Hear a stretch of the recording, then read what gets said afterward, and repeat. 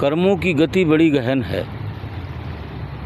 गहनो कर्मणा गति, इसको समझना भी बड़ा मुश्किल है।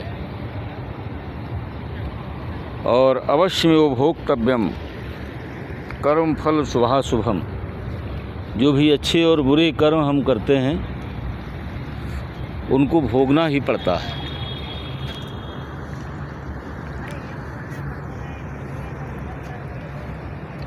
कर्म प्रधान विश्व करी राखा, जो जस करे सो तस फल चाखा।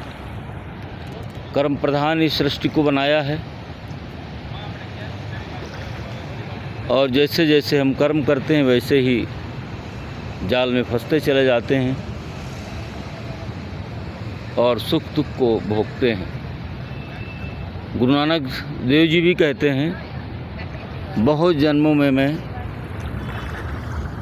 पशु रहा, बहुत जन्मों तक पक्षी के रूप में रहा, कीट पतंगों के रूप में रहा, बैल और ऊँट के रूप में बहुत दिनों रहा, लेकिन एक जन्म ऐसा आया जब मनुष्य का मिला और ये परमात्मा को पाने की बारी है। इसलिए बड़ा अभाग मानुष तन पावा, सुर दुर्लभ शब्द ग्रंथें गावा। इस शरीर से हम उस परमात्मा को पा सकते हैं, उसका चिंतन कर सकते हैं, भजन कर सकते हैं, अपने कर्मों की गति को समझ सकते हैं कि हम कैसे कर्म कर रहे हैं और जैसे हमने कर्म किया उसको हम भोग रहे हैं। कर्म जब भोगने का समय आता है तो वैसी ही हमारी बुद्धि बन जाती, हम भूल जाएंगे, उसी तरह की घटनाएं हमारे जीवन में घटेंगी। हानि लाभ के समय भी ऐसी बुद्धि हो जाती है।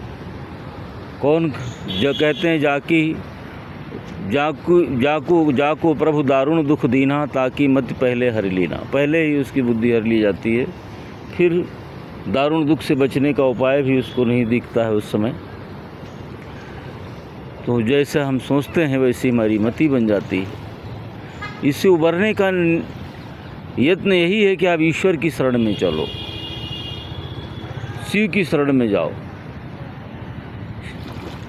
श्री राम मैं सब जग जाने, करो प्रणाम मुझोर जुग पाने।